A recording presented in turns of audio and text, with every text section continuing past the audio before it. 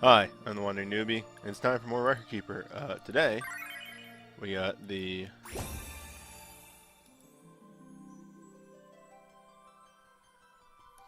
Torment Dungeon. Sorry, I brain farted real bad there. For 4, the Dark Mage. Trying to guess who the boss of it is.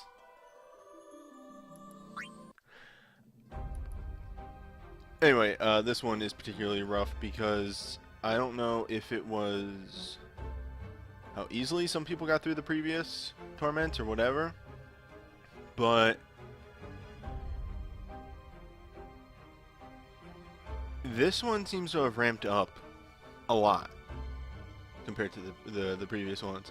I had an original team designed with Hyper Money Guard that actually had to switch to a wall roaming warrior, and luckily I have a Hastaga in Realm. But we'll see more of that in a bit.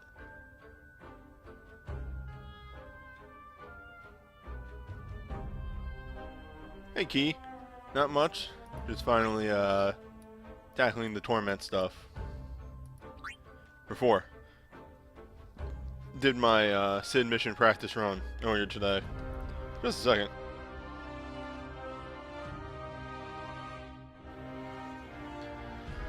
Never fails that, like, as soon as I sit down to do something, I get some indigestion. No. I didn't have plans for multiplayer. I generally do the high-end multiplayer in a separate thing, because I don't have a lot of free time. So I just have a group of friends that I do it with. We record the videos. I post them on YouTube. They're pretty good. It allows us to plan it a bit better.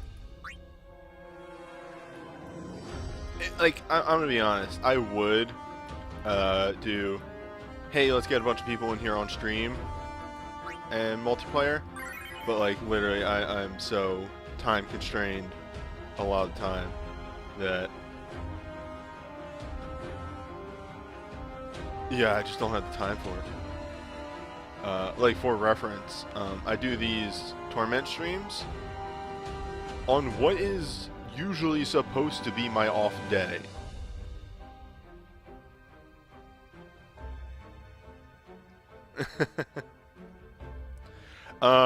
Unfortunately, it's not like a list of people at random. It's like, it's the people I play, what's it called?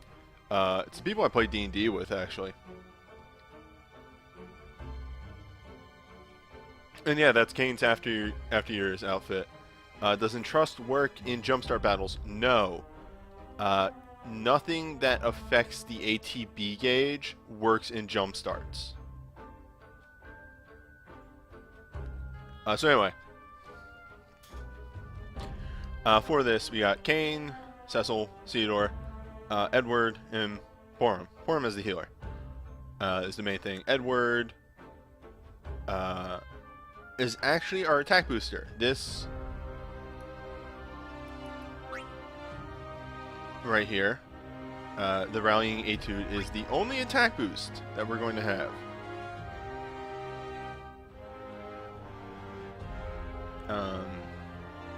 Theodore is more or less a glorified support for the purpose of this Sid mission. And Kane and Cecil are our main damage dealers, since I have their bursts. I have Paladin Force. That's the big thing. What's special about a jumpstart battle anyway? A jumpstart battle is you start the fight. Everybody has 3 ATB, or not ATB bars, burst bars, and you can't affect the burst bar in any way other than using it, which means you don't gain any more over the course of the fight. You can't use Entrust, you can't use Wrath, you can't use Life Siphon. It's just a fight where you get to go right from the start. The other nice thing about that is you don't have to bring like Mako's Might or anything like that. You can actually bring just damage boosters on people. So literally, as it says on the tin, it is a fight that jumpstarts you. The Japanese name is a bit clearer, because the Japanese name for them is Full Throttle. The funny thing on that is eventually Dina introduces a version of Jumpstart fights or Full Throttle where you have 0 bars and you can't build any bars, and they're called Zero Throttle. Which, hey Dina, when you get around to that for global, you should call them false starts. That's me. Just throwing that one out there for you for free.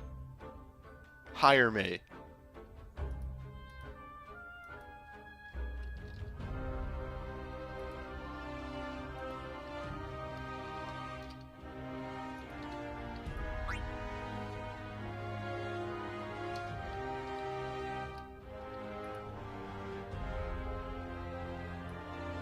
Yeah, but the Zero Throttle, False Starts, whatever you want to call it, because who knows what Dina's going to end up calling it, are really cool because it's just based on, like, what are your hones and stuff like that.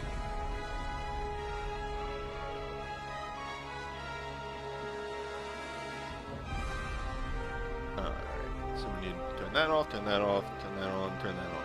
Perfect.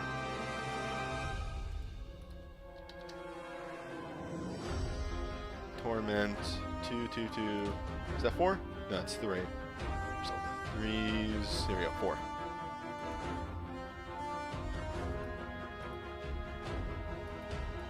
Yeah, the other really cool thing that they have added recently in Japan is the endurance fight, which is it's against a boss that constantly revives. Fun thing, the first one they did was Archeoavis. So, you know, the good shit. But it's a boss that constantly revives, and it's just like, how long can you actually survive against the boss? And you get rewards on how many times you kill the boss as it slowly gets stronger each time. You should actually watch one of those videos if you can find it, because they're really cool. Like, the boss starts out just like a simple dinky boss, and then like every time it revives, the aura around it gets bigger and bigger until it's like a fucking lightning storm behind it. It's really, really good. You get graded on how many times you kill the boss. And I think at the end they actually tell you how much damage you've dealt. But there is a full throttle version of that boss and a zero throttle version of that boss. And it's just really cool. I really like that as a concept. But before my stamina maxes out,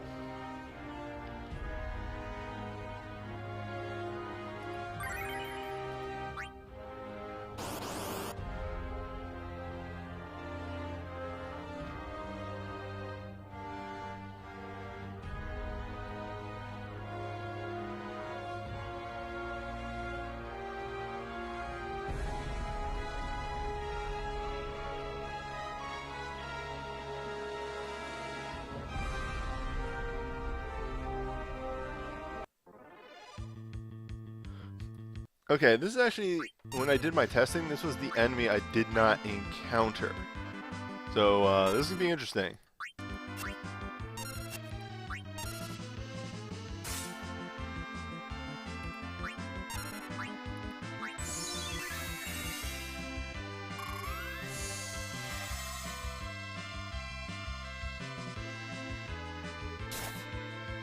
Alright, we'll be fine.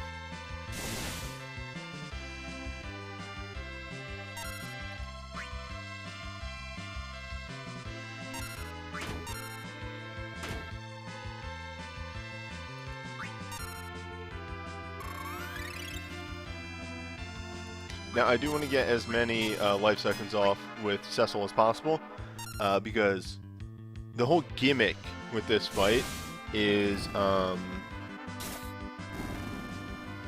you're under a time limit. You got 10 turns to kill the Shadow Dragon.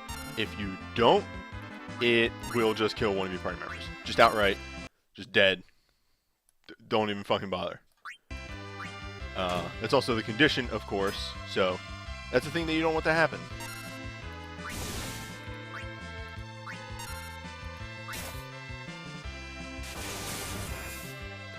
Should be noted, if you're seeing that right here, a lot of the enemies here like to cast magic, which is extremely rude.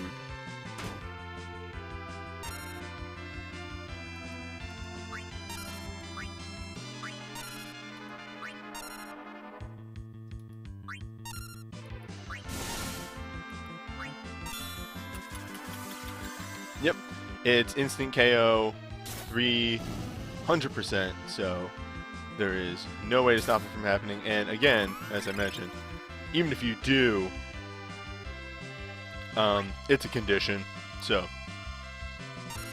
you're not going to get full medals anyway.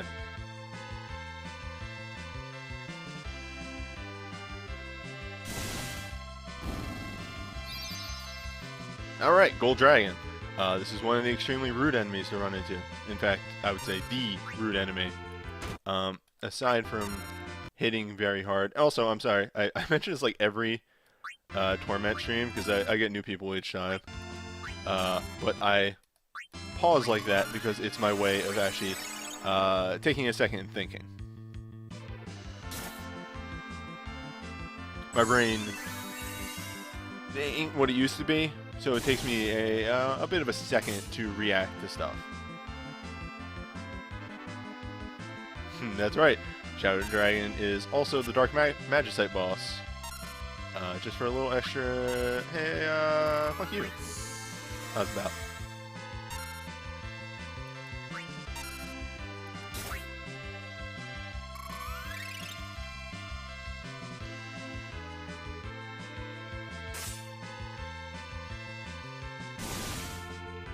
Okay. But we're getting there. I'm using another one of these Ultra Cures. The big thing is I don't want to use too much stuff, because we do still need for him to be able to do stuff during the boss fight. Perfect. We should be able to get Cecil up to 3 casts of his BSB, which is the main thing. Like that's what I need. Disco Demon, huh? Mind Flare. Never mind. Same thing. Yeah, that's another enemy that I don't think I've seen.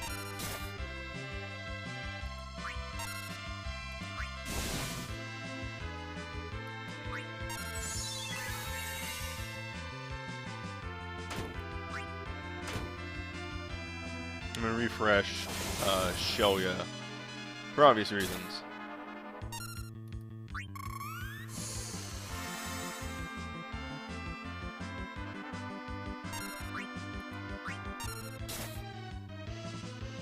Well, the Black Fang during the Magicite boss is real interesting, because what it is you have to deal so much damage. Oh, right. That's your move. I forgot.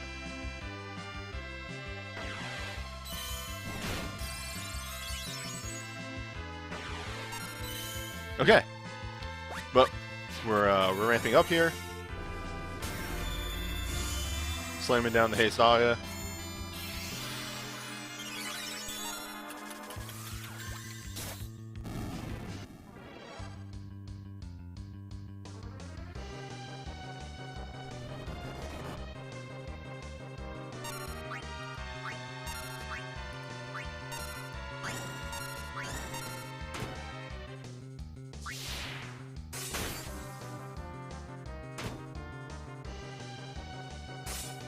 Now, the thing about this fight, and I mentioned this off video in the preparation stuff, but what is extremely rude is, aside from the DPS race that you have to meet of dealing so much damage to the Dark Dragon before it kills you, damage is super high in this fight.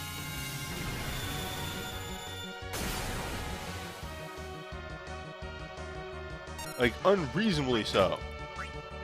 Case in point, what they did to, well, my son.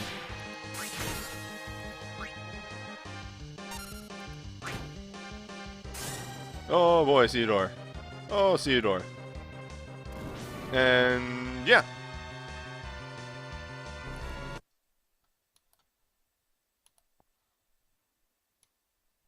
That's with wall. Oh, which is really fun because I get to do small explanation about that fight again.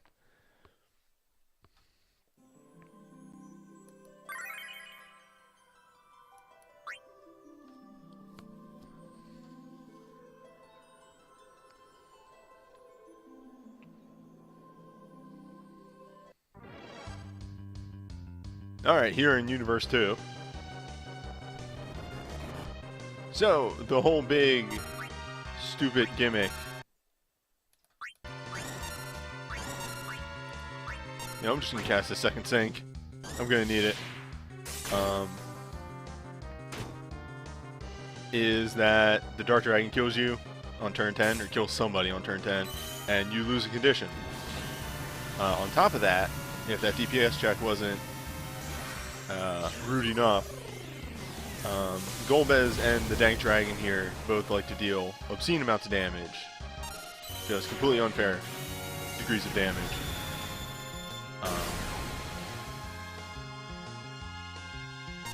Like, to the point that it's one of those, like, I think somebody messed up the numbers here. I, of course, took a very risky stance on this fight, in that I didn't bring Protectka.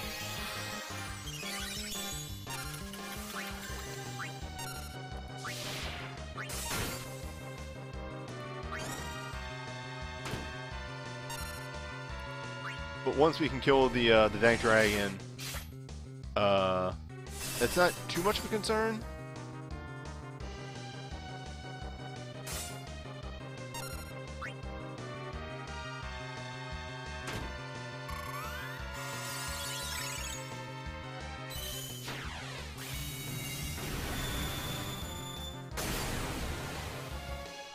No, it's not don't let anybody die. It is actually do not let the Dark Dragon use Black Fang. That is what the condition is. Alright, time to summon in my faithful companion.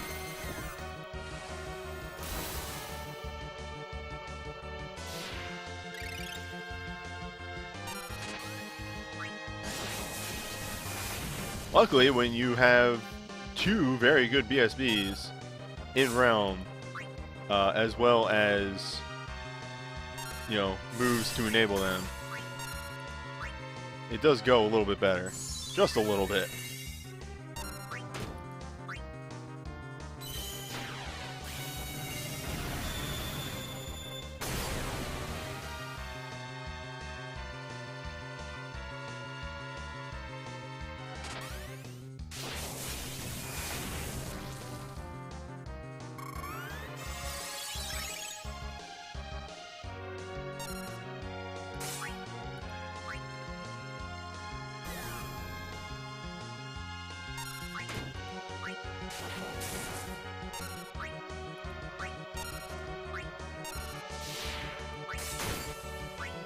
Alright, this should be Dead Dragon.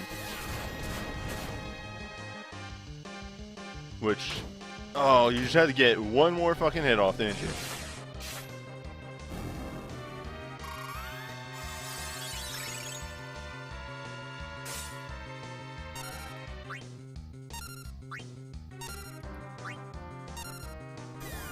But as I was going to say, which does make my life a little easier, just a little.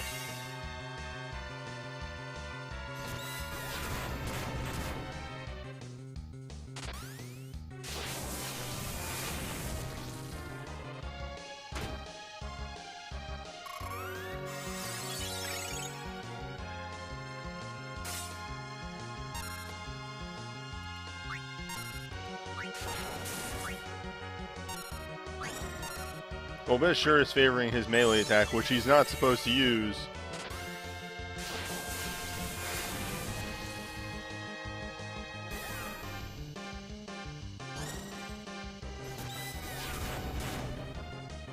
Oh, wall's gone.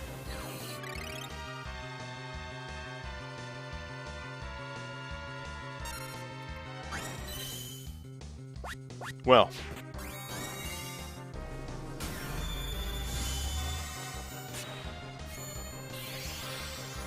That's on me, because that's like Literally the whole reason that Edward is there.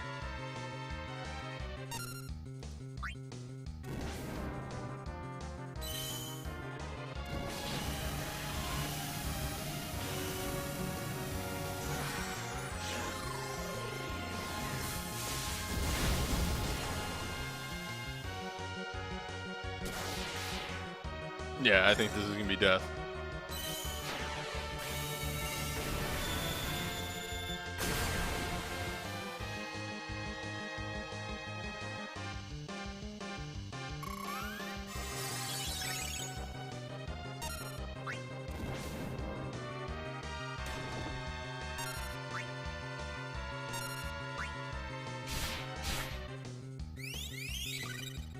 I hit the wrong move.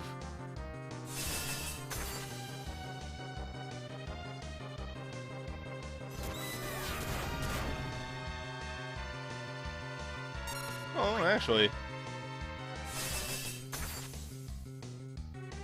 It's not gonna be a pretty mask. Nah, you know what? I can get the mastery and that saves me 60 stamina.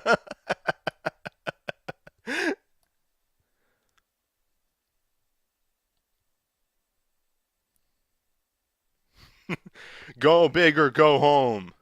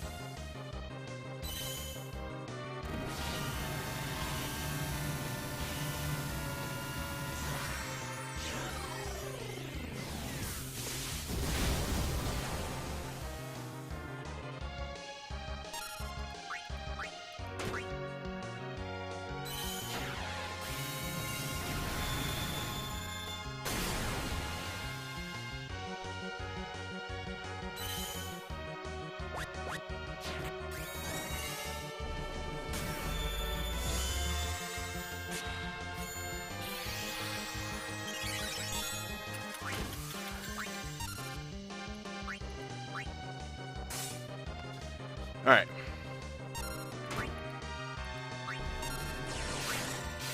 Yeah, welcome to the fight that deals entirely too much damage and is super hard to keep up with, even with a wall.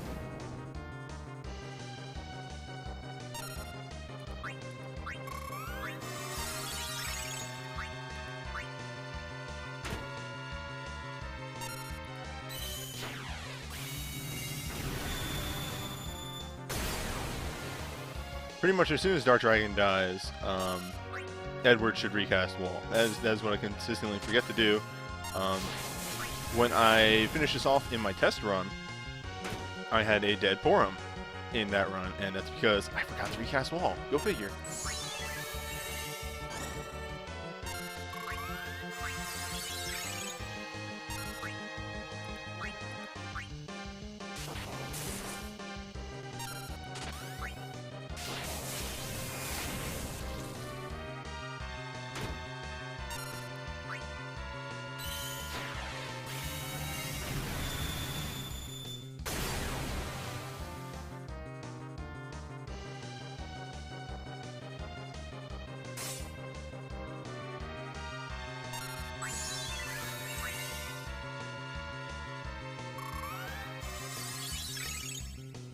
Alright.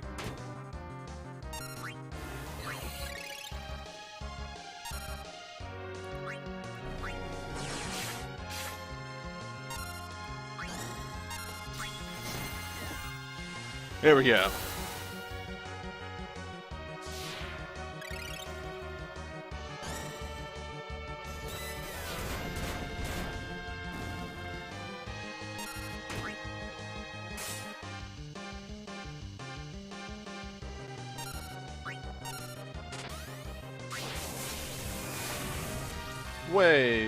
Way nicer execution here.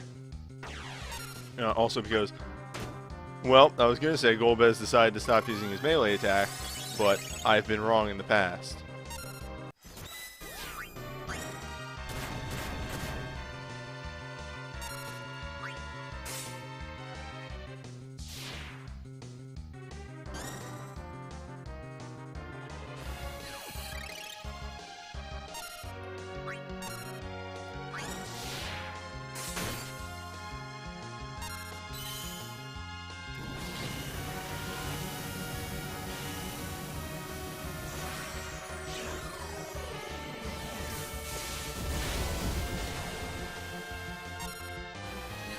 Ooh, okay, that's kind of what I wanted to happen. Pretty much needed Kane not to get hit there.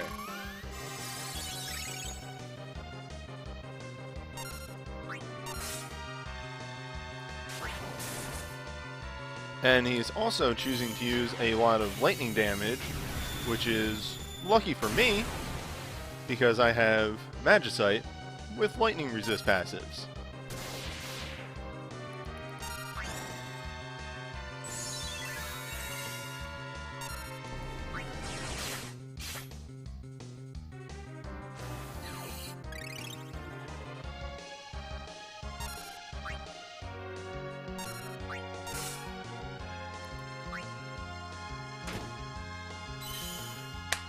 Alright.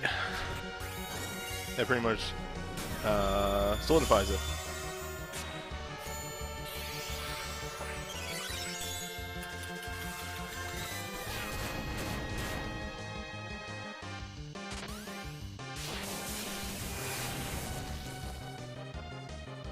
Give it to Ed. Give it to Enkidu. Hell yeah, Enkidu. Hell yeah.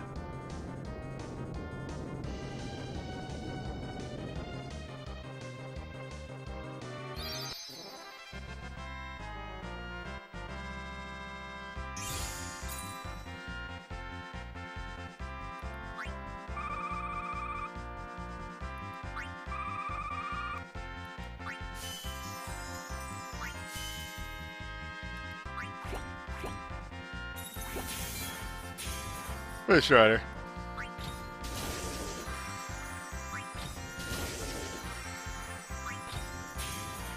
Yeah, it's the Poke God. He's even got that like hand out like that, like boop, gotcha.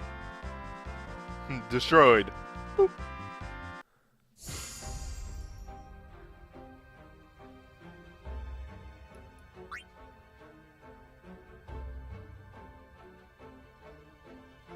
Oh, anyway.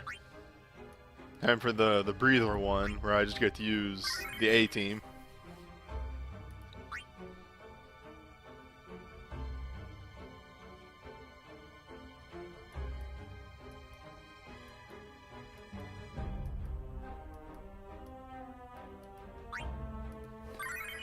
So, people that have caught previous runs will remember that my Agrius has her BSB, so that combined with Cecil's will be some pretty good AoE damage. Rasmo doing his thing, as will Tyro. Tyro bringing Magic Breakdown Dance for the waves of enemies. And then Yuna also doing that thing that she do.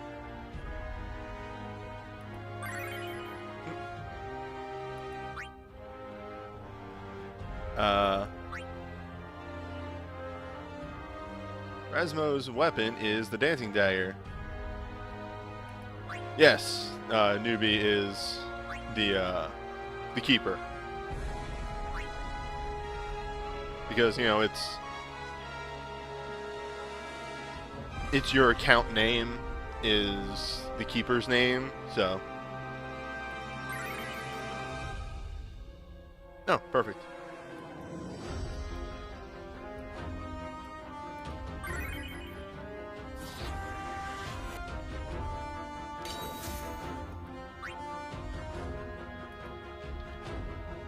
Let me just grab my stats and load out, and then we'll show off.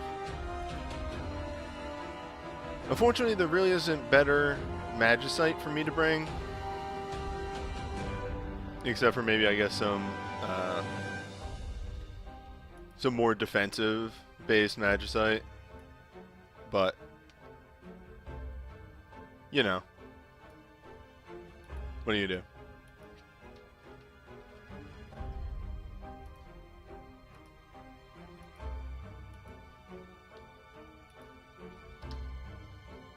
We don't have Holy Magicite yet, so I can't utilize that.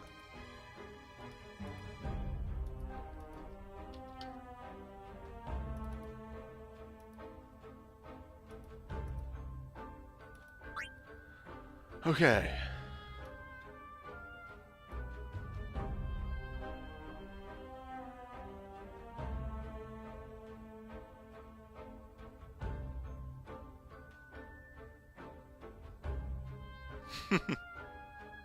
Yep. I'm just gonna walk in and be like, "Come on, Golbez, just come party with us. Just be cool." Alright.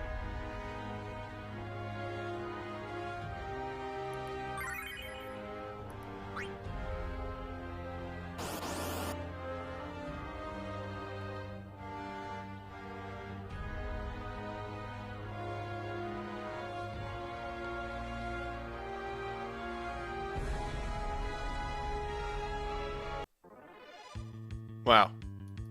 What a wave one. What a wave one.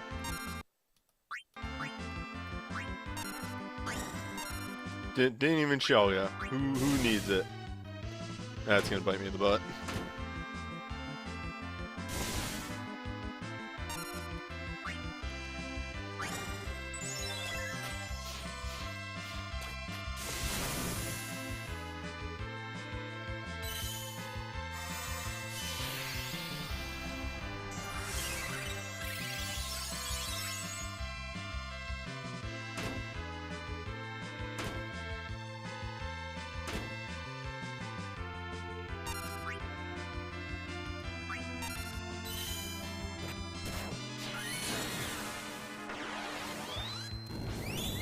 At what point in 4 does Golbez become a good guy? I want to say it's the top of the Tower of Babel.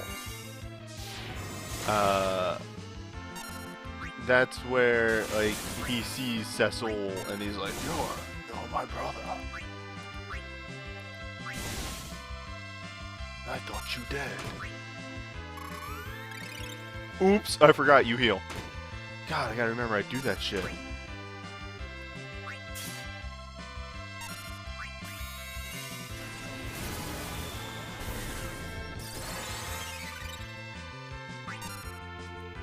That's what I meant. Not the Tower of Babel, the Giant of Babel. Close enough.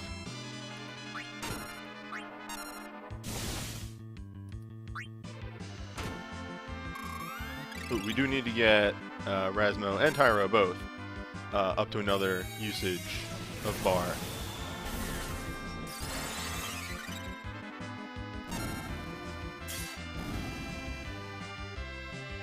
This will be a pretty good wave to just ignore, honestly.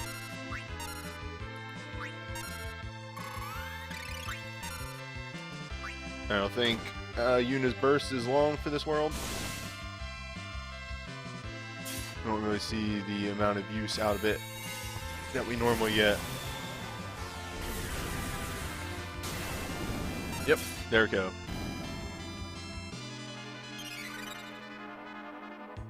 Which is fine, now she can cast Shelga like 1,000 times.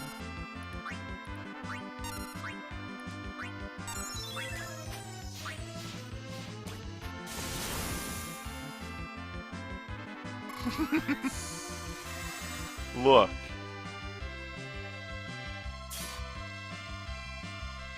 I had way too many people die on the first real attempt. That didn't just end with somebody getting destroyed.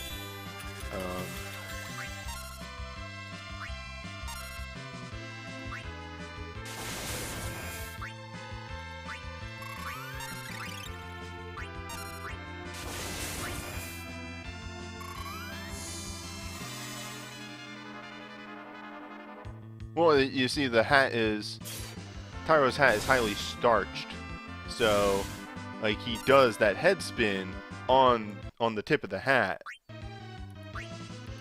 I keep Tyro heals! Stop doing that with Tyro.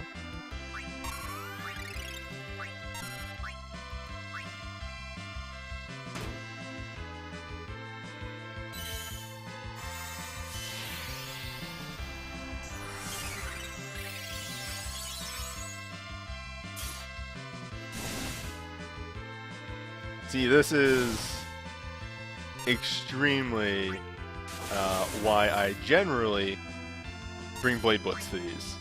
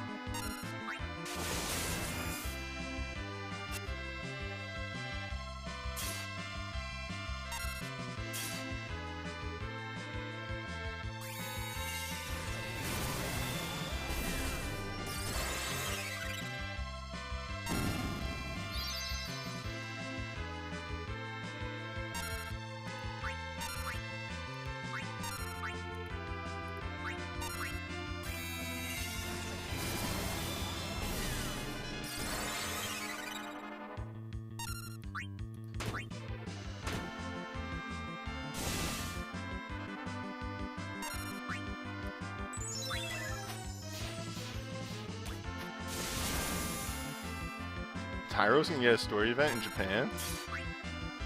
Interesting. Nothing I heard about.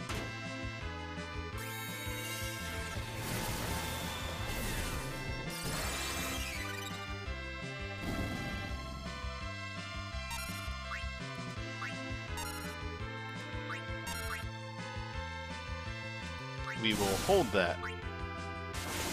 See, okay, so here's the clever thing. I'm actually holding Yuna's action because as long as I don't take another action with her, her burst doesn't end. And I can use that Battle Forecast to kill something.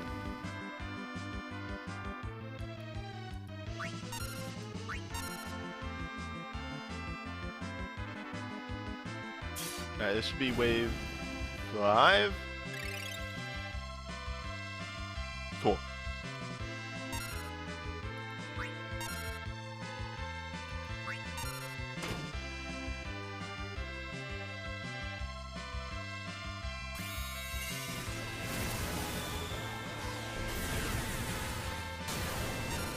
Wow!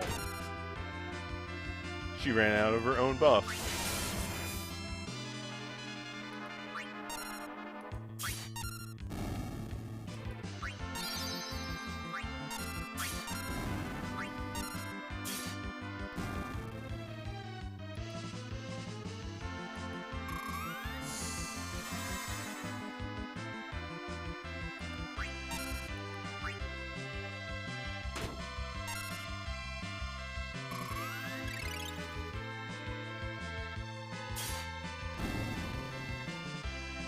Okay.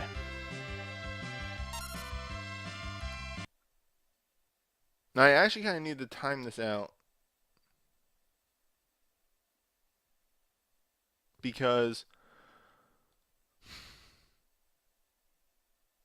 no, I can just use these life siphons. Yuna doesn't have another cast.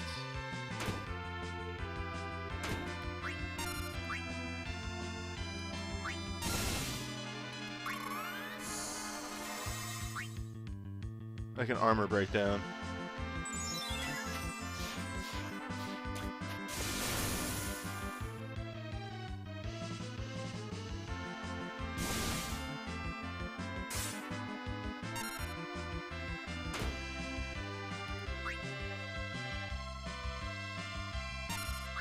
I want to be in like top condition for the boss pretty much.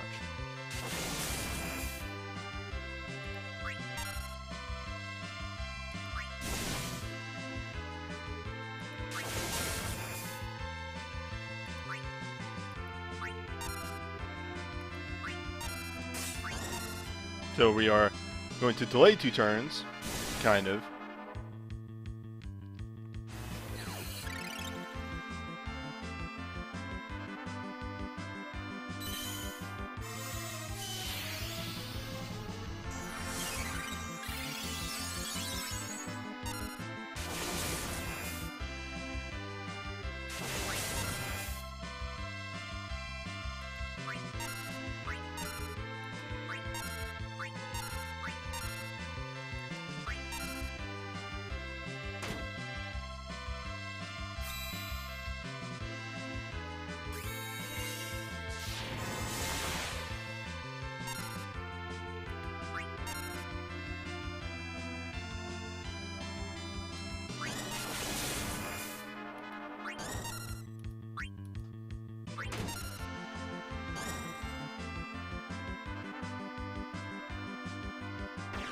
Alright.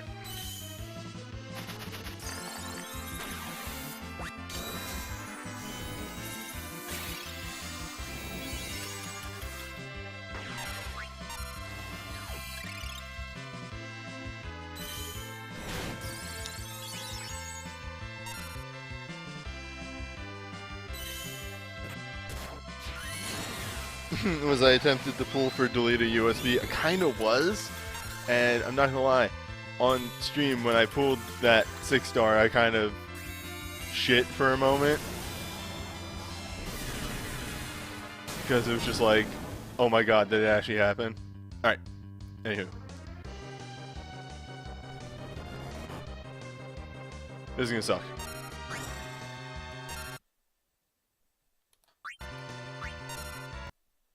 Sorry, we're gonna be doing that pausing stuff a little bit here at the start. Well, I think my thoughts through.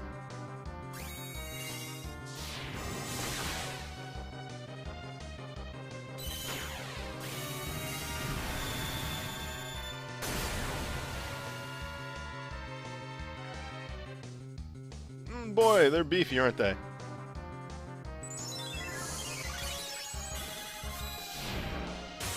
They got some beef to them.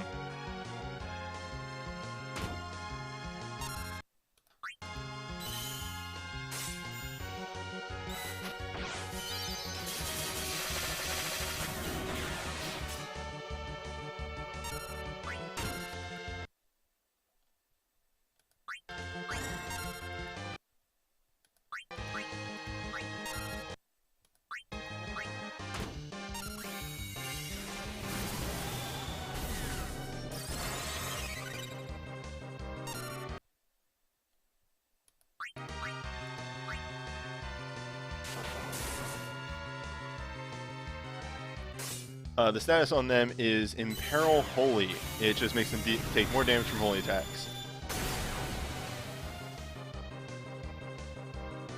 Very useful for getting the job done.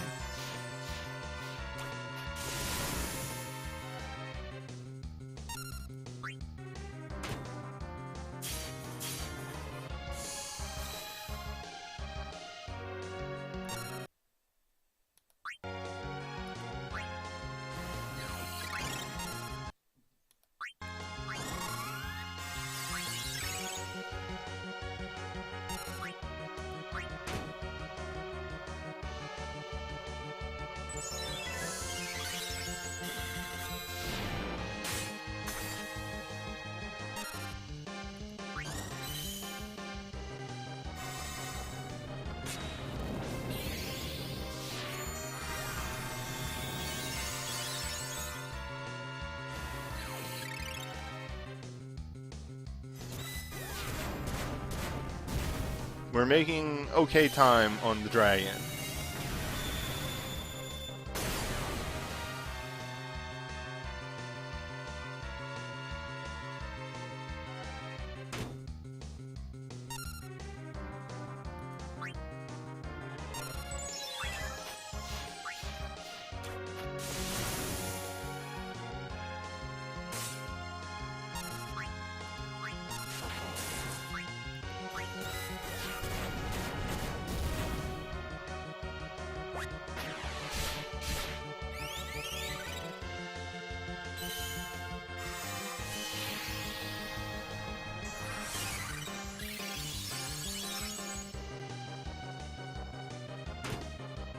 Remember, the dragon is all we really care about right now.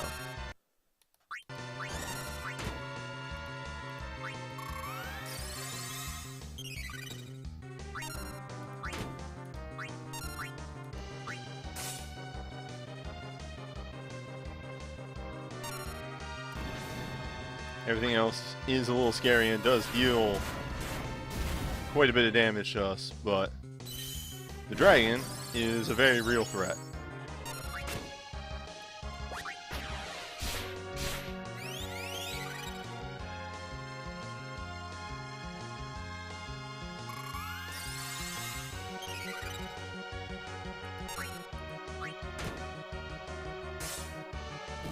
Oh boy, okay. Solid. That's it.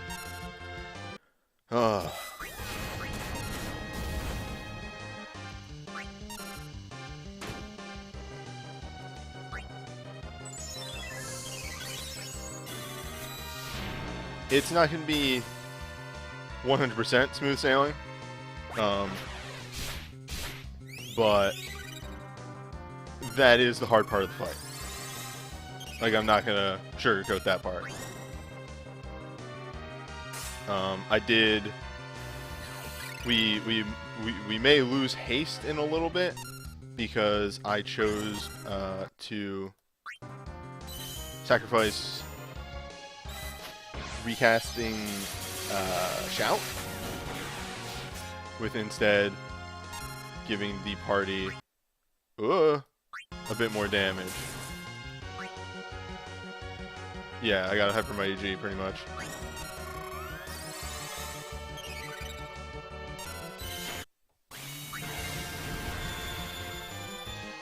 No, and we are just gonna royally fuck up his his weaknesses right now.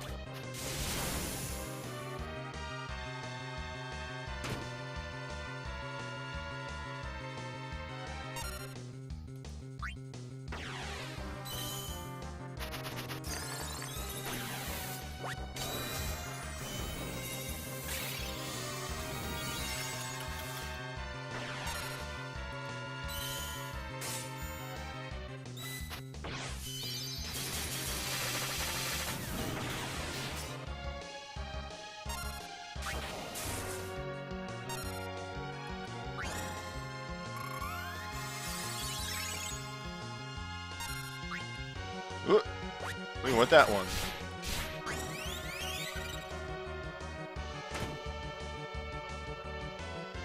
Yeah. Once we can get to this point in the fight, we have kind of stabilized. We're good. There's not too much Golbez can do to us. The most dangerous move that he has in his repertoire is his ultimate drain, because it is piercing.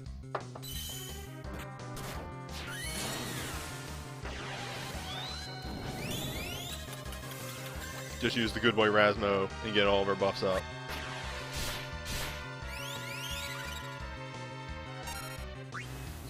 Hey, speaking of the goddamn devil. Spilled a little coffee on me.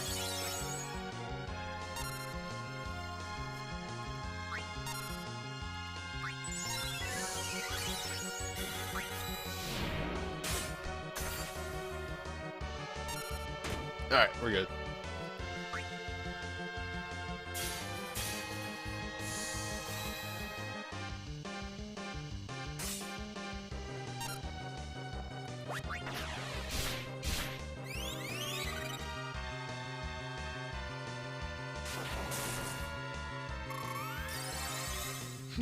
Whenever I see somebody take like 2k damage from something, I'm like, did something fall off? It's like, no, he probably just deals that. Actually, Magic Breakdown may have worn off. It's been a while.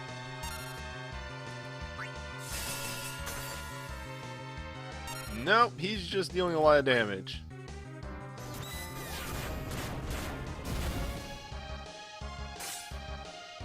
Alright, Cecil's got this.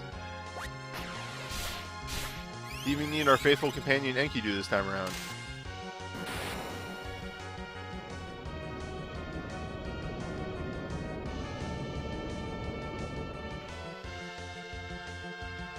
Still, Hoofa.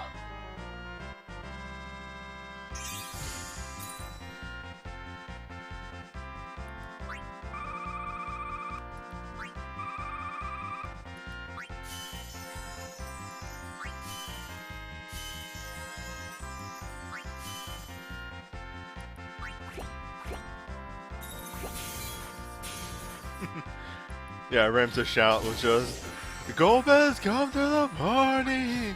Stop being a nerd!"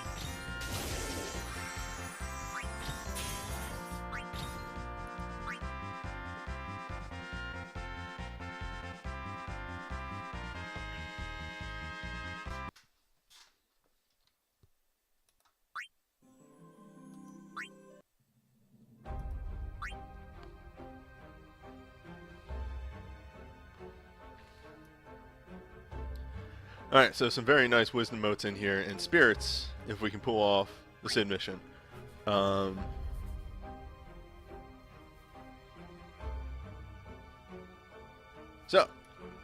it is your fight again, Golbez and the Dank Dragons. The little like footnote to this one is that there is a point in the fight where Golbez will use a AoE paralyze on the party. Use Binding Colt. There it is, right there.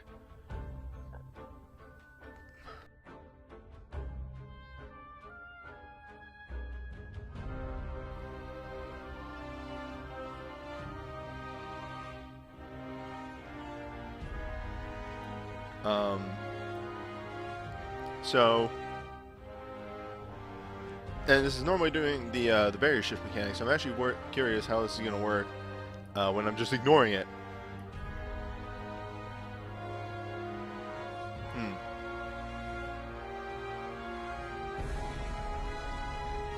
Well.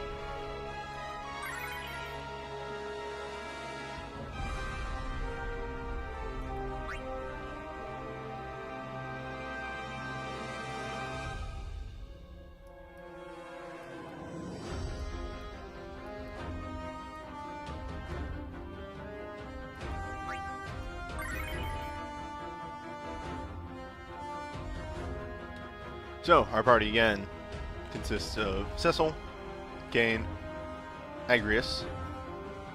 It's actually a change I need to make on Cecil right here. A loss of 7 attack for 20% more holy damage. I'll take that. And the only other thing is we need to bump Rasmus up to the front.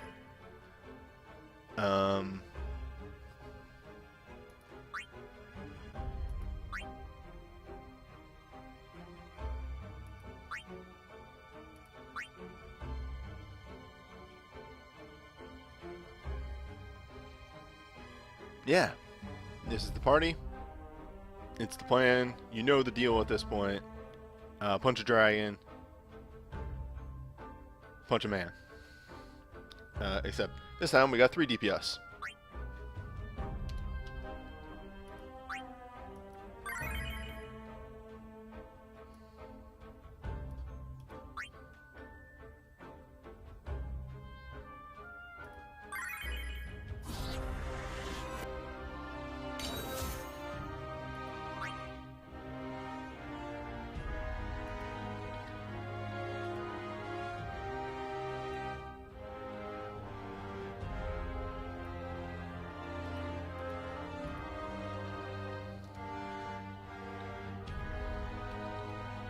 I'm honest to God a little shaky on this one.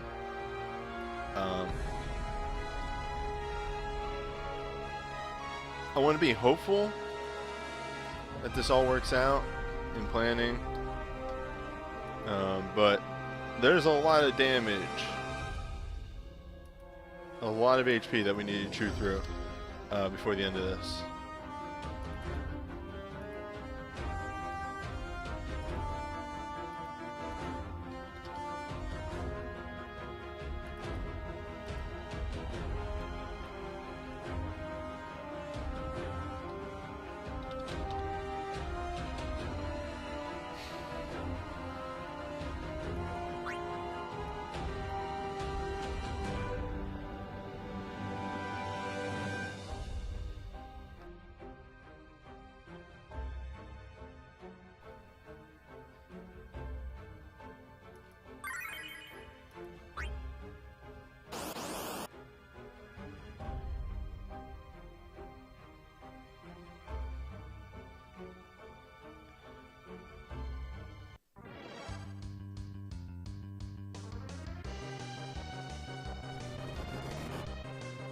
So I don't know who's going to get the first turn, but I know who needs to take what actions on their turns.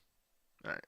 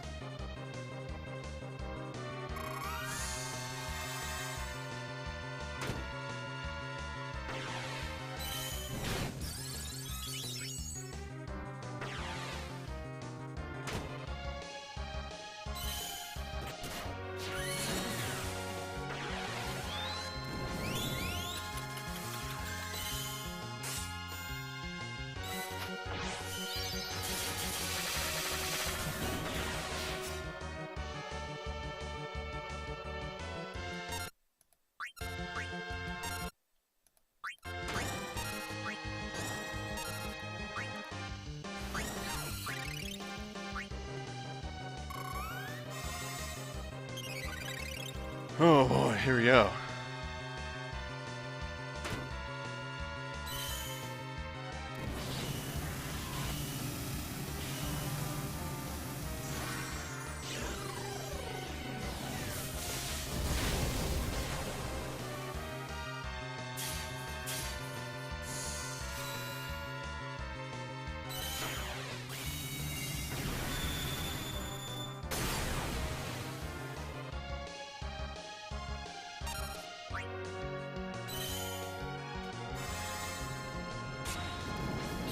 Yeah, Record Keeper, especially in emulator, is a little weird. Sometimes it just gives you 60 FPS for no reason.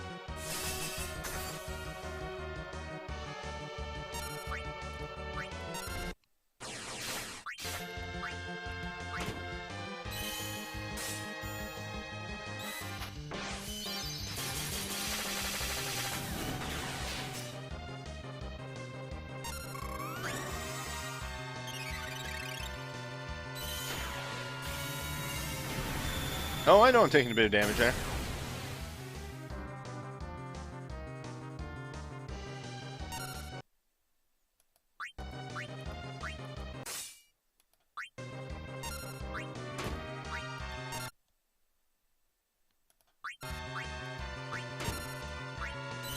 But remember, instant cast.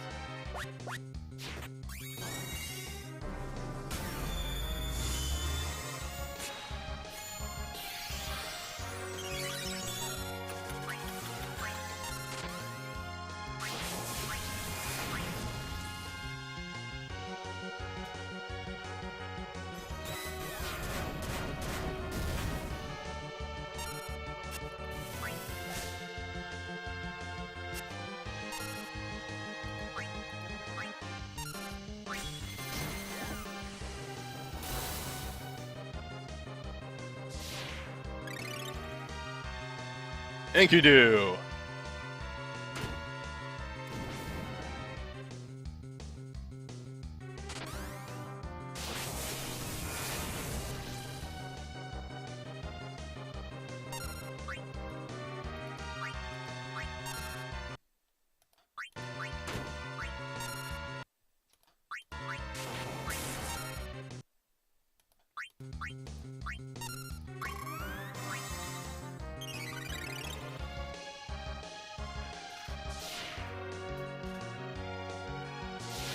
So for those not in the know, aside from being a nice AoE Medica, Enkidu is also a AoE Asuna.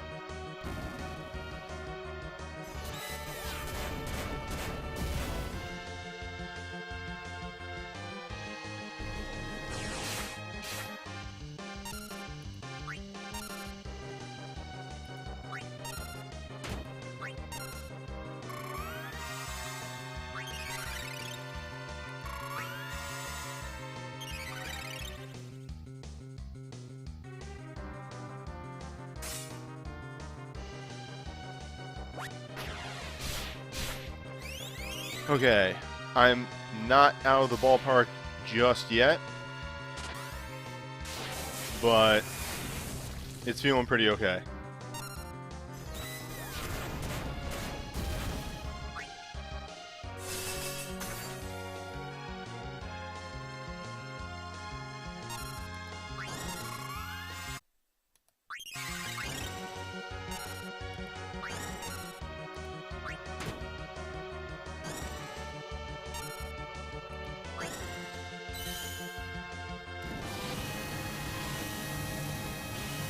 Away!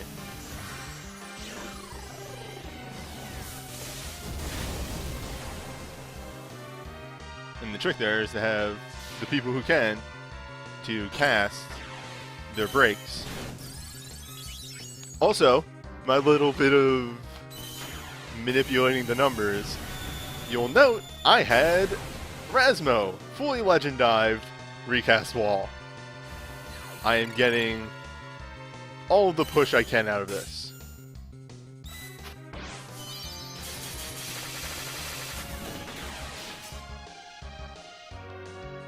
I will not be outdone by this mage.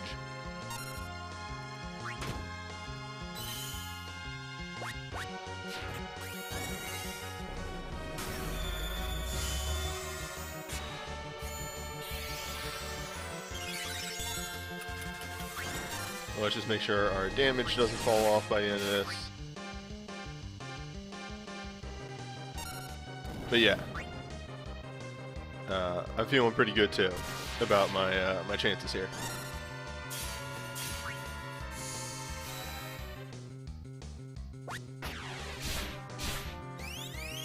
Does Sync's animation change if Pal and Porum are in the same party? I don't believe so. I just think the gimmick is literally almost all of their limit breaks are twin cast. I know when they were released, and they both got SSBs on the same banner, they were both, twin casting a thing. Oofa, God, that move.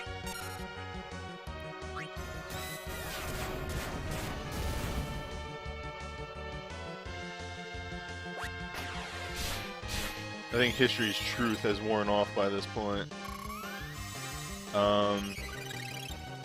If he keeps doing ultimate drains, I might be in a bit of a... Oh, shit, you're right. No, Shulga's still up for now.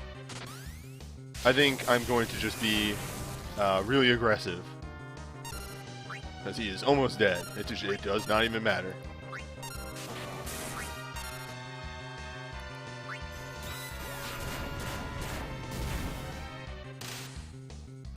Whew.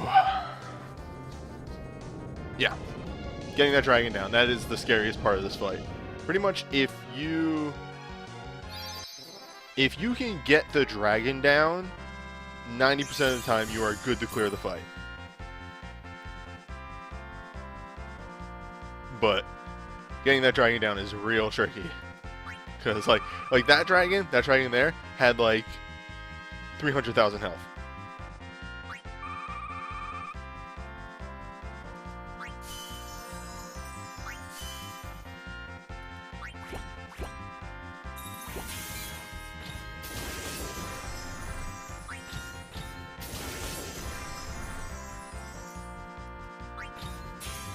Oofa, yeah, we did it. Yeah, I really did it.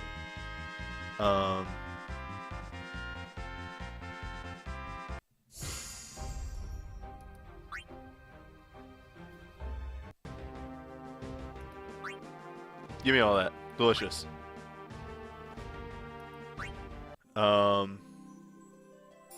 Also, yo, 3's the one that's coming back. I get to take a week off from doing Torments. I get my day off back for 1 week. But for reference, and if you can access Magicite, you really need to take them to your full advantage. Because, alright, Enkidu. Farm yourself, do yourself a favor. Farm yourself up in Enkidu. Insanely useful. Just go do that. For the sub Magicite, I knew Kane was going to be a big thing for me. So I farmed up Lightning Magicite. Which, when doing my calculations, yeah, it added about 40,000 damage. Or 4,000 damage off onto each of his lightning dives. Which really adds up. Also, if you're doing the lightnings, they have this as well. Increase attack by 5%. If you get both of these, that's 7%.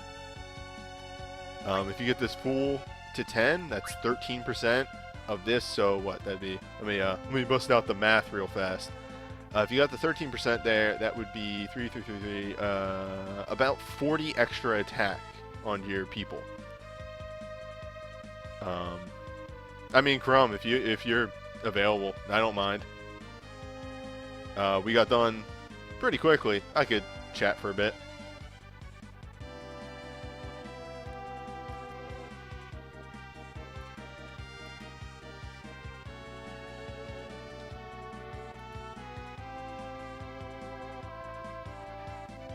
No, you're in a thing. Okay. Hey. Hello. Hold up. Welcome to another exciting episode of Crumb Gives the Wrong Advice, but it sounds really good. Yeah, I got the thing up. Okay. You gotta get that thing to, like, swing down somehow. You know, whatever. Anyway. What's the question? Oh, it's just Magicite in general. The useful ones. Alright, so I favor offense over defense. So to me, useful Magicite are ones that boost a certain type of element, but also boost an offensive stat at the same time. Newbie was showing off one of the offensive ones that I like, which is the Enlil or whatever. What's not Enlil? It's whatever the lightning one is. No, I think you're right. Enlil. Enlil, which boosts both lightning damage and also, yeah, it has to have make a freaking sign when it descends, that sign. Yeah, it boosts lightning damage and attack damage based on the total Magicite's attack. So that's nice to have because at level 80, that's going to give a 10% attack boost to your whole party. That's very nice. The other one that's an attack boost, like Enlil, is Mom Bomb in the Fire Magicite set. That means you have to fight Liquid Flame to do it, and I personally hate that fight with a passion. So if you can do it, great, but if not, you might have to look elsewhere to get attack boosts. Yeah, that's it right here. And if you can somehow get at least 3 Mom Bomb drops, you get that nice 10% attack boost. Yeah. I would highly recommend, if you're using a lot of melee types, to try to get both Enlil and Mom Bomb to level 80 as fast as you can, if you can beat Magicite, because that's a 15% attack boost based on the Magicite's total aggregate stat to your party. And that makes up the difference between, like, wearing a plus 30 attack accessory or wearing a resistance accessory. So it does add up. You know what? It'd be better if I was, instead of in my inventory, just in the Magicite dungeons, because they let you look at them. That's probably a good idea, yeah. Now, I don't know about Liquid Flame here, because I've not been able to get him under a minute yet. But I'll check it. Yes, okay. The dragon is very strong. Yes. Well, not very strong, but it's nice. So a thing to note about each of the ones that drop that attack boost. So Mom Bomb and Enlil. There's a 2-star. If you can get it under a minute, there's a 2-star that gives the 5% boost. So you can still, even if you're getting bad drops, you can get that 5% boost. And that's what happened to me. I could not get a third Enlil drop, but I got enough of the Ymir. To get probably the lightning whelk. And okay, yeah, and the other one is the defensive one. It gives you a dampened lightning and resistance 5. I'm not a huge fan of the dampening versions. They're nice because they do help out, but it's a small enough boost that most of the time it's not worth using over an offensive one. Now, I talked about the attack ones. There are 2 magic boosters. Newbie was actually using one earlier. It was Enkidu. Enkidu boosts wind damage and also magic damage at the same time. It's very potent. In addition, it also has a Medica on it, so, you know, awesome. And Newbie just used that to great effect in the fight with Golbez, because even though he wasn't boosting either magic or wind damage with Enkidu, it still was an amazing thing for to, like, swing the balance of that fight. So yeah, here you go. Enkidu, if you actually uncap him all the way, gives you a nice 10-10 boost, which means, I mean, hell, Enkidu was probably the reason that I cleared the 7 Torment, because I had that 7% wind boost and 5% mag boost on pretty much everyone. Alphanod, yeah, but everyone. And then also the Zoo, which I had to 5 and 5 as well. Oh yeah, when I'm talking about investing, guys, I'm talking about investing resources and trying to get them. Because since we have a limited resources of the Magicite crystals, we have to use those sparingly. So it's best to use those to get the best bang for your buck early on. Now, if you want, you can invest in the drop tracker on Rotor. It's a little sketchy. I know, like, people who are like, oh, it's 100% safe, but I am paranoid, especially when I base an entire streaming series off this game. I don't need myself getting banned. Yeah, if that's your thing, if you're totally cool with using it, go nuts. I enjoy the randomness myself, but that's me. And eventually, Magicite inheritance is a thing, so those dupes will have uses. It should be noted that generally the way that these Magicite all go is that the main one boosts a certain thing. It's usually the defensive one. Yes, the main one is always the defensive one. Yeah, the secondary one is usually the offensive one. And then there's the third one, which doesn't have a summon, but it is either an offensive or defensive one. It kind of flip-flops. And then they usually have a weird secondary, like Fast Stack. Fast Stack, I've heard, isn't that good. No. It takes a lot of stacking to actually make it useful. But there are ones on here like the 5% crit boost. That's real nice. I've also heard that the ward abilities, that they sound good, but is a 3% reduction to damage. Except in a couple of special scenarios, that's probably not going to save you. No, that's not going to be worth it. For example, you probably are, many people, if you're going for Wendigo, Wendigo is the other Empower Element Magic Boost Magicite. So that one, along with Enkidu, that's a 15% magic boost right there. That's not nothing. No, here we go. Here's the other weird one, because... yeah, you went over to Water. I was going to leave that one for last. Water's terrible, guys. Yeah, Water and Earth are weird, because Lightning and Fire are pretty much the same. They both have a Lightning boot. They both have the attack boosts on their secondary ones. Wind and Ice have the magic boosts. Earth has it doubles down on Earth being the defensive element, because you have a resistance boost on the main one.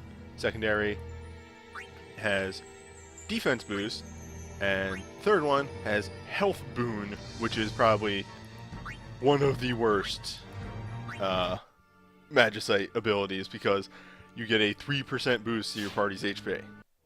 Now, the health boost can be like the difference between life and death and such, but that you'd have to put a lot of effort into getting the health boost, because like a 5% health boost, let's say you put the three of those guys together and got 5%, that's something, but that might be 400 or 500 HP at the end, but that's not something you're really going to be like required on. It'd be much better to get more offense, because if you're getting hit for if you're the difference between life and death is that 500 damage there, it might have been better to finish the fight 2 rounds earlier instead.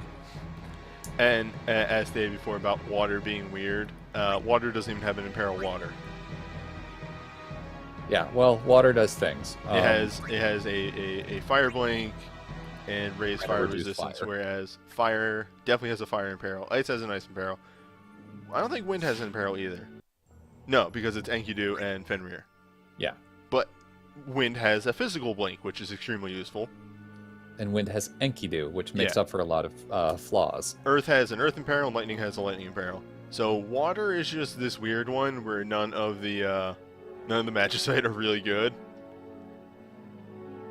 Yeah, but the problem with Water's Magicite not being that good is that a lot of people have issues getting sub-minute or sub-30-second runs with Liquid Flame, so it's nice to invest in some Water to get that little boost to damage. Mm-hmm. And it is nice to get Bismarck at the very least. Yeah. Because against Liquid Flame, it's very easy to predict that ultimate Savage Fire. Yeah, the Savage Fire Aga. And Bismarck does give you a Fire Blink, so. And also, I don't think there's a way to reduce Savage Fire Aga, because I think it's piercing. Yeah, it's a very nasty move. Now, granted, you still get hit by the Imperial Fire effect, but whatever. Yeah, that is an important thing to remember whenever you're looking at these things. You're like, ooh, they blink an effect. They blink an element. You blink the damage. It's very important on that because people found out on, say, Rubicante with his Ultimate Inferno, you blink the damage from Ultimate Inferno, but you don't blink the Ultimate Dispel. Also, yes, Red Eye, without the Iron Chancellor, Germany would never have been brought together, so thanks for bringing that up about Bismarck. Throw something at people later. Alright, moving on. So that was pretty much the major overview, is if you have the opportunity, you want to focus in lightning, fire, ice, and wind. I'd say, geez, start with doing lightning and ice, because those two fights are a little bit easier than the others, and then try to cycle to the other ones. They're simpler. They're simple. Well, they're straightforward. Yeah, so they're if you can deal with the damage that's coming at you in lightning and ice, you can do it.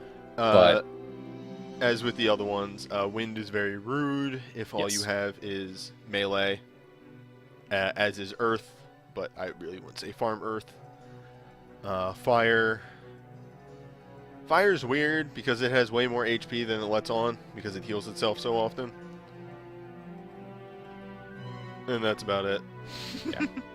Yeah, I would say that if you can do it without any issues, like sub 60 seconds on fire and wind, do those first to get Enkidu and Mamban, just because those two are probably the best overall. Just since there's so many fire-based like offensive abilities and such, and having a wind healer is very nice. They were very smart, kind of. Actually, I take everything back. I was gonna say they were smart with the way that they paired up the mag and physical boosters, because a lot of fire, at least I might actually be talking about my ass. I was gonna say a lot of fire bursts and breaks are melee. Nah, it's a good split. It's a good split, but lightning is very physical based. Magic. Lightning can also be magic based too.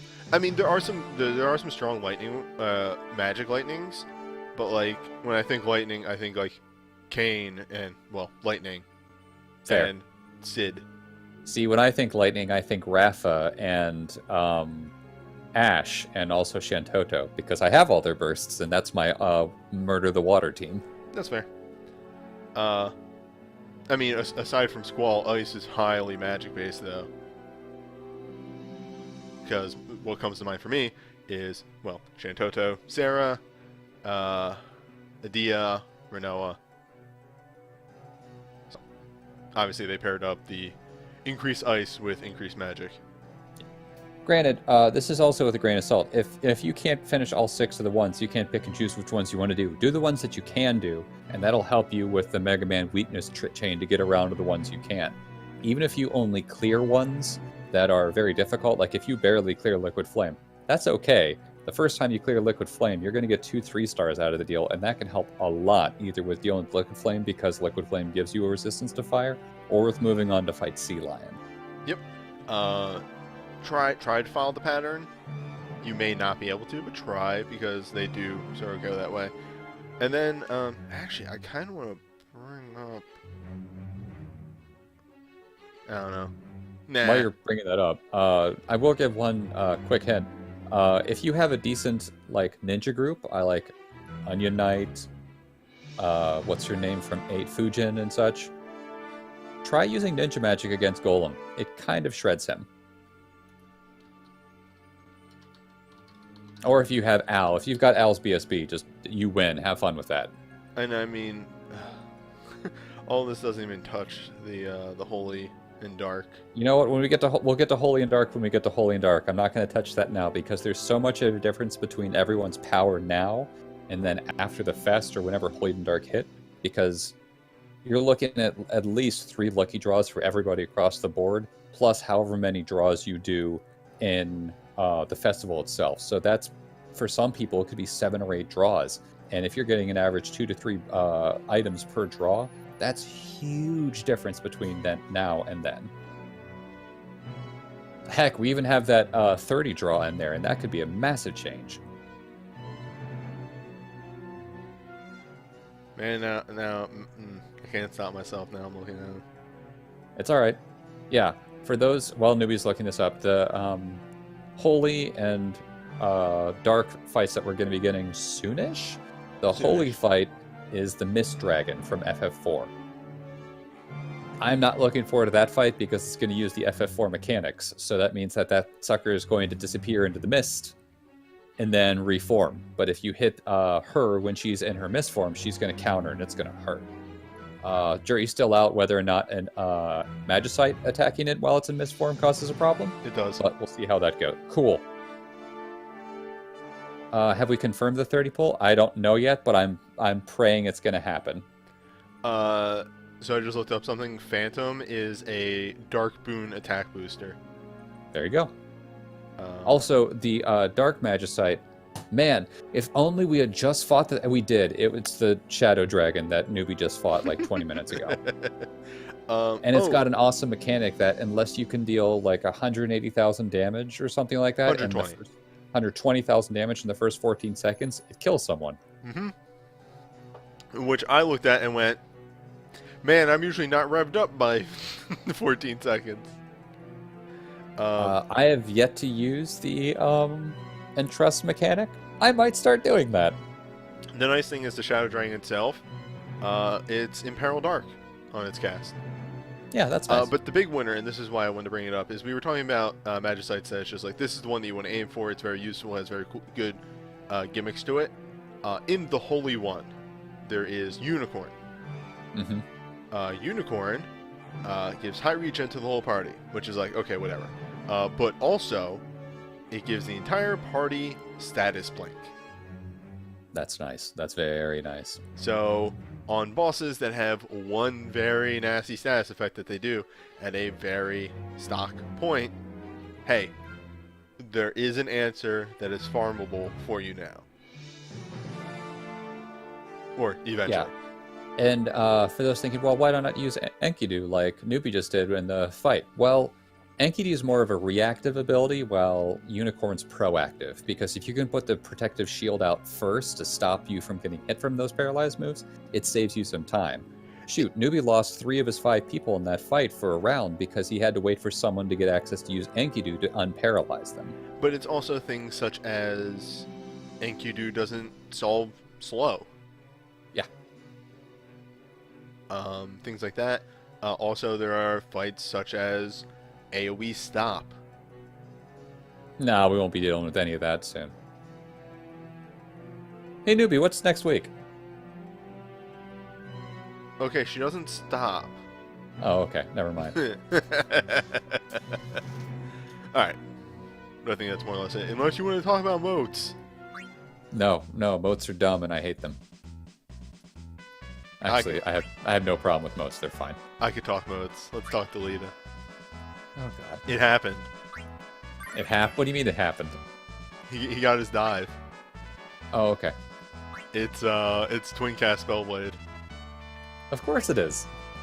And also boosted Spellblade damage. I'm staring at it and it is very hard for me not to just do it because I also have a plethora of moats. Yeah, well, again, this is like what I said earlier. If you have the opportunity, everybody, wait on doing any of this stuff until after the fest. Because, again, there's like 8 draws for some people between now and the end of the fest. That's a huge amount of difference in power. Oh, shit! Yeah, Lion also has hers, right? Moderate chance for thief abilities to trigger twice. Mm-hmm. What if?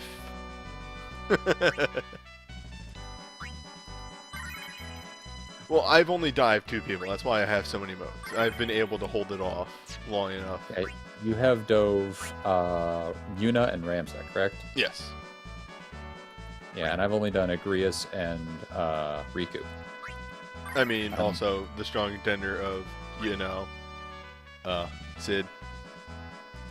Yeah, well, to be fair, anyone who has Sid's BSB, just dive the man. Most of the time, if you have a BSB for a character, I mean, don't immediately dive them, but it generally, like, their legend dives are built around their BSBs. Yeah. Like, not always, and you can't always make the best use of them. Mm-hmm. For instance, like Lion, like, I believe her BSB commands are type Thief, but, like, what's Double Cast Thief gonna do? Instead of hitting 10k a turn, she hits 20k a turn, as opposed to, you know, double casting Thief's Revenge or something like that, or Dash and Slash, or, you know, all those kinds of things. Now, if you have a plethora of a certain type of motes, and you're thinking, even if I get a ton of great stuff, I'm still going to use this person, it might not be a bad idea to dive someone like Reigns for Newbie. But Newbie's not going to be using Reigns as much as most people would, because a lot of his videos, he's intentionally holding back a lot of his power. So it's not exactly the best thing for him to dive Reigns. Yet. Yeah. Big yet. I don't know why I thought Pain. I don't even think Pain has our users yet in Japan. But yeah, like a lot of cool characters have gotten their stuff. I think Rosa got hers. Yes. But I don't have Rosa's Rosa. got her. Rosa Yeah, I was nowhere told on by my list. someone earlier I need to convince you to dive her or something. I need to give more Crumb advice. Yeah. Oh, yeah. So we've yet to see Newbie's final form. Yeah. You don't even know. Newbie is very conservative, and that for good reason, because if he dives too much into characters and then he's doing these videos like, hey, look at my minimalist teams tear apart this stuff, you guys can do it too. And then you look at his characters and realize they're all 99 5-star dives and everything like that. It's not really fair. I think Yes, thank you, Squirrel. I was hoping someone would make that joke eventually. Crummy advice. I Ouch. think the best example of this is you constantly going, use your Rosetta Stone, to me like, no. No. Yeah, the no. instant that for those who weren't around for the stream last time when Newbie just, got a 100 gem 6-star staff, I immediately said, Newbie, use your Rosetta Stones on that staff, crank it up to 200 mine. But Newbie correctly pointed out, look, if I do that, I'm going to be using a weapon that's got like 60 mined over the average person who's just coming in with like a 5 or 6-star BSB weapon or something. Why do you have so many Rosetta Stones?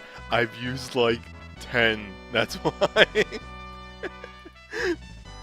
It's exactly for that reason of like, I don't want to overpower myself one way or another, because, holy shit, actually, holy crap, Rosa's thing's real cool.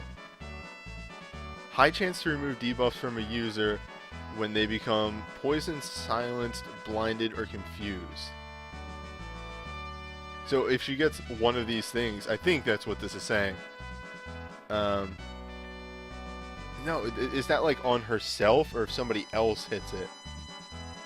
I have no idea. I'm looking at it going, ugh, I don't think that's good at all. That sounds terrible. The phrasing on that's a little weird. I'm gonna open up. To me, that's again one of those reactive things. Yeah, it's apparently from the chat. It's only on herself. Okay, but it's still really cool. I disagree. I think that's actually really bad, because that's again a reactive thing. You don't want to have something reactive on a healer. You want to have proactive stuff on a healer. If she had a thing where she just starts a fight with a status blink, I'd be cool with that. You say that, but yeah, I guess, yeah, in that sense. But status blink covers so many other things as well. I understand, but again, it's just that to me doesn't sound. It'd be cool to get it, but comparing it to other people's legend dies, it loses some of its luster. Yeah, if we had unlimited uses of it, it's just like, if you have X, Y, and Z for a character, go ahead and legend dive it. Sure, go for it. But it's just a different style of thing. Oh, wow. Oh, Ovelia gets the 10% reduction to all elements. Yeah, I think that's because her legend or record legend materia, that's still stupid by the way, is the double cast. Yeah, because someone in the chat last night showed off that they got her legend record materia, her BSB and her USB all in the same dive or draw, which was bonkers. I wonder what the brother and sister are like. More lightning damage, okay. Chance to twin cast lightning. Alright. Yeah. Yeah, all the 9 ones except for Beatrix, for good reason. are all Trans. trans mode. It's great. They are both, yeah. The brother and sister are carbon copies. Yeah, makes sense. As someone who has her BSB though, that actually sounds really cool because if you have her BSB and use the command 1, which heals the lowest person or the person in the party with the lowest max HP, at that point up, if that casts twice, that means you're healing 2 people, and that'd be very useful. I mean, legend dived healers are scary. If we've Yeah, seen but that's the anything weird with thing. Yuna. Rafa's not necessarily a healer. She's a catch-all. She's kind of like Yuna, except a little bit more offensively focused. No, Ed didn't get his. Who got their legend material? Alright, so it was Kayn, Rosa, Probably Edge, and who else? Who else got stuff? Sid, can't- maybe?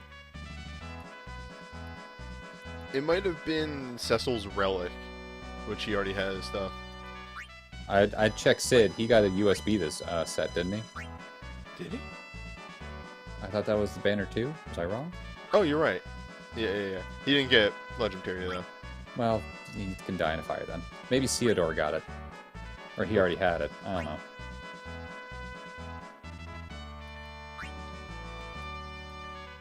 Was it Uncle? No. Whatever. Wait. Okay, no, it wasn't Rubicante. I was like, was it Rubicante? Oh, they don't give out legend dives until the character has a legend record materia and a USB. Okay. Well, yeah. If their thing is on the, if they have a record material or legend material on the banner, then for sure. Yeah. What was before? Makes sense because it's nice to have their legend materia and then also be able to get their other 2 legend materia. What is Ferris's? Does she just have the boosted debuff stuff? Yeah, hers is she boosts the duration of debuff, so she's the opposite of people like Ramza and Riku and what have you. Yeah, it's just real strong. I'm considering her, but that'd be another support for me with Riku, so I need to branch out. Yeah, Dark up. Twin cast Dark. Yep. That makes sense. It's X-Staff. It's X-Death. Parts was on there. Ferris was on there, I think. Rena? Not all of these are going to put 4 people out. It might be just 2 to 3 sometimes. Chance to heal more after casting white magic spells. That's good with a Medica.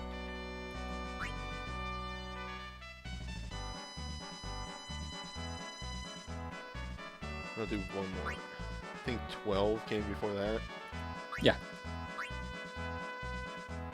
Probably people like That's a Bosch. good question. Are you aware of that at all? I always assume that they do, but do the resistance to status ailments stack? Yeah, those 2 stack. I think those are just flat boosts. Like, I think it's 9% and 9% and 9%. I think it just adds up to 27% resistance to whatever. Nice. Granted, it's not huge, but it can save you from having to equip a certain item. I can also tell you sometimes it feels like, why do I even have this? Because my Agrias has the Paralyzed Resist from the Night Tree, and Golbez hit her every single time with that stupid binding goal. That's how it works. Yo, Balthier actually is a really good one. It has a chance to fire Imperil on blocking his hits. I was using an example of numbers, guys. I don't actually know what the percentages are. Because I remember that some of the people in their 4-star dives have access to 3 or 6% resistances to certain things. So I was just using that as a base. It's probably higher. Probably like 10 and 20. Again, I have no idea. I don't want to give you false information, so I was just giving a rough estimate, kind of an idea. Yeah, most darkness people aren't going to be too special. They're always going to be dark up, double cast dark. Unless you're, Sid. Yeah, and then he does holy too. Mm-hmm. Real special. Oh, I think Fran probably has it. Yep. Cool. Don't care. Yep, she is a support. Well, Fran's in one of the many categories of this character is probably much better if you have her BSB or other stuff, but if you don't have much for her, there are a lot of other people that can outshine her even out of realm.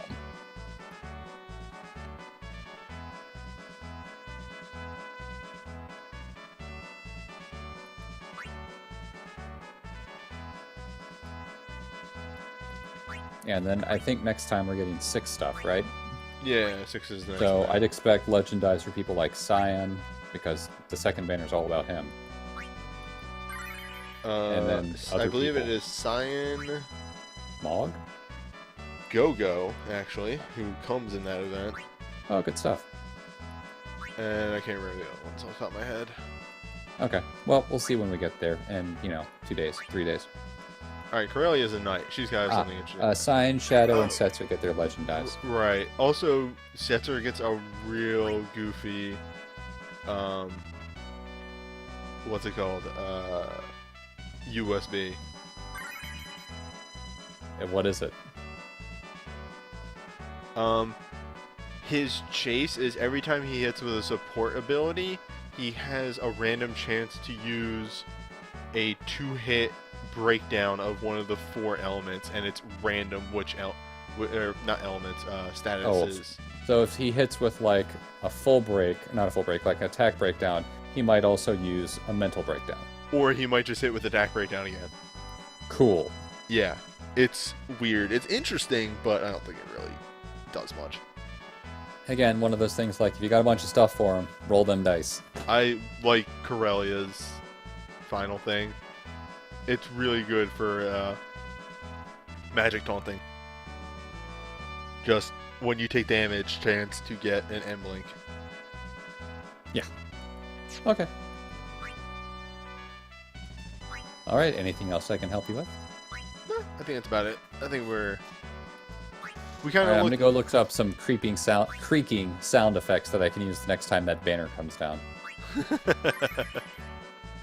See y'all later. Start the battle re-raise, and I have opinions on re-raise.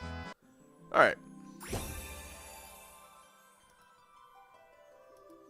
But, that was overall a pretty good run. Honestly, looking at the gimmick of this fight, I was a little worried about it. Yeah, there is a 7 Torment going on too. I did that last week. That one was real close. You can see on the VODs, or it's also on YouTube. But I think I'm going to do my sign-off.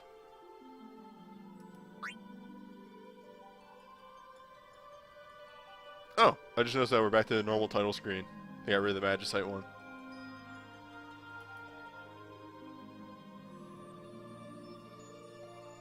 So, that's it for the FF4 Torment.